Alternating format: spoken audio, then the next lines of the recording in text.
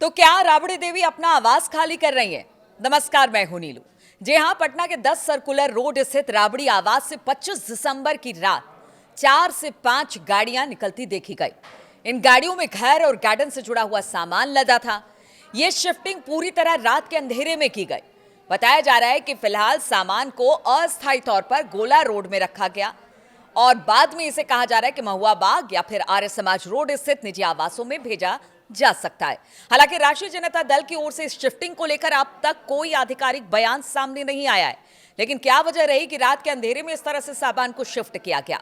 बिहार सरकार के भवन निर्माण विभाग ने 25 नवंबर को पूर्व मुख्यमंत्री राबड़ी देवी को 10 सर्कुलर रोड स्थित सरकारी आवास खाली करने का नोटिस दिया। इसके साथ ही विधान परिषद में विपक्ष के नेता के लिए विकल्प के तौर पर हार्डिंग रोड पर आवास नंबर 39 अलॉट किया गया। उस समय राष्ट्रीय जनता दल ने साफ कहा था कि बंगला खाली नहीं किया जाएगा। हालांकि अब नोटिस जारी होने के लगभग 1 महीने के बाद, वो भी आधी रात को, सामान शिफ्ट किए जाने की खबरों ने पूरी स्थिति को बदल दिया है। खास बात यह है कि जब सामान शिफ्ट किया जा रहा था तब आरजेडी सुप्रीमो लालू प्रसाद यादव और विपक्ष के नेता तेजस्वी यादव दोनों में से कोई भी राबड़ी देवी के घर पर मौजूद नहीं थे। यानी वो है ही नहीं पटना में। दोनों पटना से बाहर हैं इस वक्त। लालू प्रसाद यादव दिल्ली में है और तेजस्वी यादव विदेश यात्रा पर। घर पर सिर्फ राबड़ी देवी है और राबड़ी देवी के होते रात के वक्त भी इस तरह से सामान शिफ्ट करना, कुछ ना कुछ इसको लेकर कयास लगाए जा रहे हैं। हालांकि आधिकारिक बयान नहीं आया है, उसका इंतजार हम करेंगे। लेकिन आपको बता दें कि राबड़ी देवी विधान परिषद में विपक्ष की इस वक्त नेता हैं और करीब 16 जनवरी 2006 से 10 सर्कुलर रोड स्थित बंगले में वो रह रही थी। अब सरकारी आदेश के तहत उन्हें हार्डिंग रोड स्थित केंद्रीय पूल आवास बंगला नंबर 39 में हस्तांतरित किए जाने का निर्णय हुआ है। भवन निर्माण विभाग ने कहा कि विधान परिषद में विपक्ष के नेता के लिए यह बंगला निर्धारित किया गया है। 10 सर्कुलर रोड पर यह बंगला बिहार की राजनीति का एक बड़ा प्रतीक रहा है। राबड़ी देवी को यह सरकारी आवास 2005 में अलॉट किया गया और लगभग 2 दशकों तक ये लालू परिवार और आरजेडी की राजनीतिक गतिविधियों का केंद्र रहा।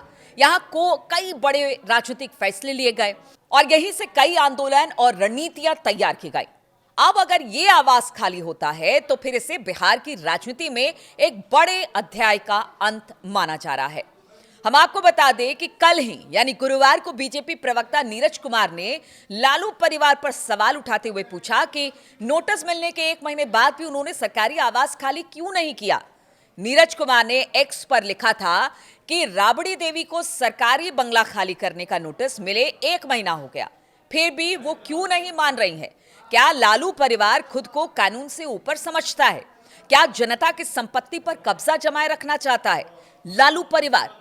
जब बिहार की एनडीए सरकार ने वैकल्पिक आवास दे दिया तो फिर राबड़ी देवी की जिद क्या दर्शाती है? क्या जनता के पैसे पर, जनता के टैक्स के पैसे पर ऐश करने की आदत अब लालू परिवार बना चुका है? तो इस तरह के पोस्ट अब सत्ता पक्ष की तरफ से किए जा रहे हैं।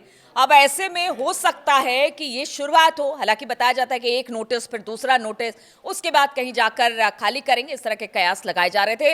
लेकिन कल जिस तरह से रात के अंधेरे में कुछ गाड़ियां आती हैं, सामान लेकर जाती हैं, तो अब देखना होगा कि क्या अब जल्द ही लालू परिवार इस बंगले को छोड़ देगा और जिसकी पहचान लालू परिवार से 10 सर्कुलर रोड की थी और उस बंगले की थी, क्या वो पहचान पूरी तरह से खत्म हो जाएगी?